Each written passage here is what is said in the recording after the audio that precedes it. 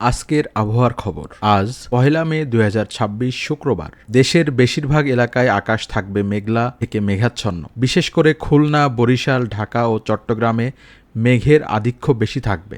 আজ সারা দেশেই কালবৈশাখী সহ বজ্রবৃষ্টির প্রবল সম্ভাবনা রয়েছে। কিছু জায়গায় হতে পারে মাঝারি থেকে ভারী বৃষ্টি, এমনকি শিলাবৃষ্টিও হতে পারে। বজ্রপাত হতে পারে মাঝারি থেকে তীব্র, তাই সবাইকে সতর্ক থাকার অনুরোধ। ঘন্টায় 50 থেকে 70 কিলোমিটার বেগে ঝড় হতে পারে, কোথাও এর বেশিও হতে পারে। তাপমাত্রা কিছুটা কমবে, রাতে থাকবে আরামদায়ক আবহাওয়া। তাপপ্রবাহ আপাতত নেই।